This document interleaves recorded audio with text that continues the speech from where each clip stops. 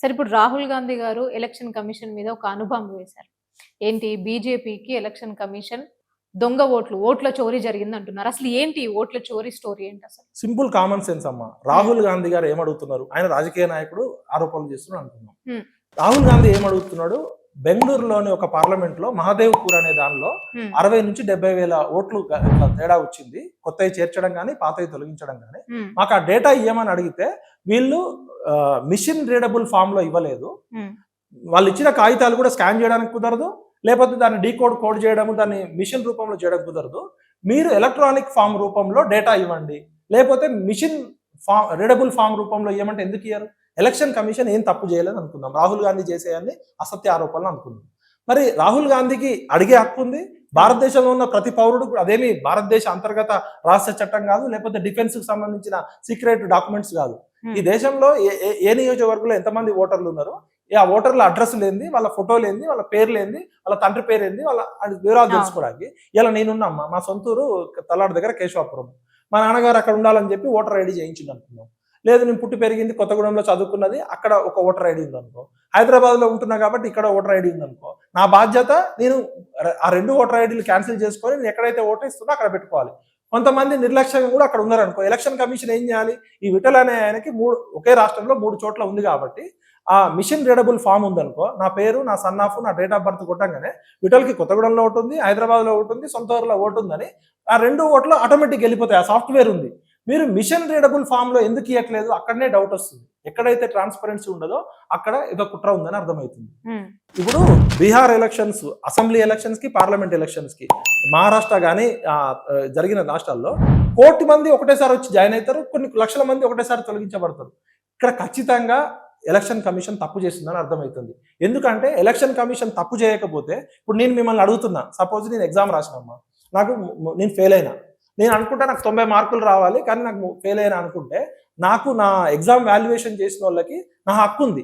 నా exam paper నాకు ఇవ్వండి, నేను 90 మార్కులు వస్తాయని నేను ఎగ్జామ్ బాగా రాసిన, మా నాన్న అమ్మకి చెప్తాను నేను 90 మార్కులు వచ్చేటట్టు రాసిన, వాళ్ళు తక్కువ మార్కులు వేస్తారని. వాళ్ళు ఏమంటారు? నువ్వు అయితే రివాల్యుయేషన్ పెడతారు, లేకపోతే ఆ పేపర్ కూడా ఇస్తున్నారు కదా. ఇప్పుడు పేపర్ చూస్తే నేను కరెక్ట్ రాసిందా లేదా తెలిసిపోద్ది కదా.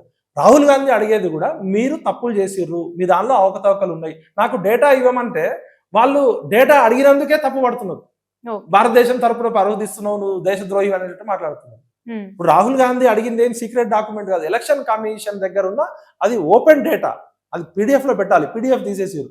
ఖచ్చితంగా నేను ఒక జర్నలిస్ట్ గా, ఒక పబ్లిక్ పాలసీ స్కాలర్ గా చెప్తున్నా, ఎలక్షన్ కమిషన్ తప్పు చేసింది. ఆ తప్పును కప్పిపుచ్చుకోవడానికి ఇలా అనేక తప్పులు రుద్దుతుంది. ప్రశ్నించిన నేరం చేయమంటుంది. ఇప్పుడు నాకు అనుమానం ఉంది, నా అనుమానం మీకు ఒక సిస్టమ్ కదా. ఎలక్షన్ కమిషన్ అనేది రాజ్యాంగబద్ధమైన సంస్థ. ఒక ప్రతిపక్ష పార్టీ అడిగినప్పుడు ఇవ్వడం దాని బాధ్యత. ఒక రాజ్యాంగబద్ధమైన ఎలక్షన్ కమిషన్ ప్రతిపక్షాలు అడిగిన సందేహాలు నివృత్తి చేయాల్సిన బాధ్యత పోయి ఒక రాజకీయ పార్టీ లాగా దాడి చేస్తుంది. రాహుల్ గాంధీ మంచి చెడు పక్కకు పెడుతున్నారు. రాహుల్ గాంధీ అడిగిన ప్రశ్న ఏంది, రాహుల్ గాంధీకి ఎలక్షన్ కమిషన్ ఇచ్చిన ఆన్సర్ ఏంది? రాహుల్ గాంధీ పక్కకు పెట్టి ఒక విఠల్ అడుగుతాడు, లేకపోతే ఒక మౌనిక అడుగుతుంది. రేపొద్దున ఇయ్యదా ఎలక్షన్ కమిషన్? ఎలక్షన్ కమిషన్ స్వతంత్ర ప్రతిపత్తి గల సంస్థ కదా. అసలు ఎలక్షన్ కమిషన్ లో సుప్రీంకోర్టు జడ్జిని తీసేయడమే అనుమానాలు దారితీసింది. Election commissioner, chief election commissioner నియామకంలో ప్రతిపక్ష పార్టీ నాయకుడు ఉండాలి, అట్ ద సేమ్ టైము మన సుప్రీంకోర్టు జడ్జి ఉండాలని ఒక సిస్టమ్ ఉంది. సుప్రీంకోర్టు జడ్జిని తీసేసి వాళ్ళు ఒక కొత్త చట్టం తెచ్చి ఒక కేబినెట్ మినిస్టర్ ఉంటే సరిపోద్ది అంటున్నారు. ఇంకా అధికార పార్టీకి చెందిన వాళ్ళు 4 ఎక్కువ ఉంటే ఎవరినైనా ఎలక్షన్ కమిషన్ పెట్టుకోవచ్చు. అక్కడే ఫస్ట్ డౌట్ వచ్చింది. సెకండ్, ఎలక్షన్ కమిషన్ ఎన్ని తప్పులు చేస్తుందని ఎవరైనా ఆరోపిస్తే వాళ్ళ మీద దాడి చేస్తుంది.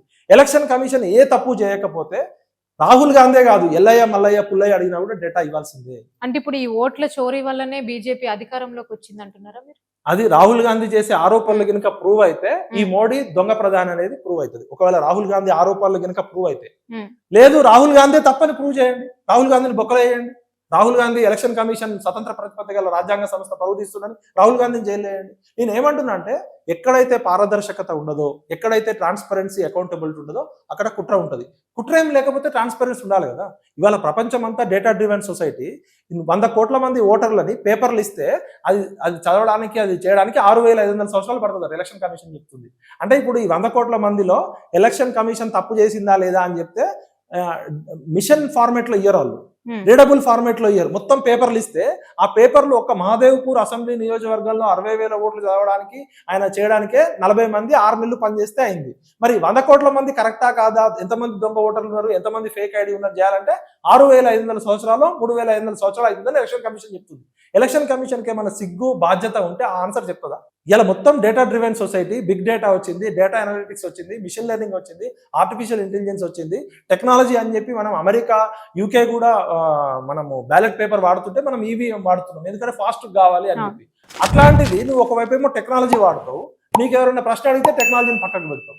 ఖచ్చితంగా నేను 100% నమ్ముతున్నా ఎలక్షన్ కమిషన్ గోల్మాల్ చేస్తుంది. ఆ గోల్మాల్ తప్పించుకోవడానికి రాహుల్ గాంధీని బదనాం చేస్తుంది. నాకు రాహుల్ గాంధీతో సంబంధం లేదు, అక్కడ కూర్చున్న ఎల్ఐ అడిగినా కూడా ఇవ్వాల్సింది ఆ డేటా.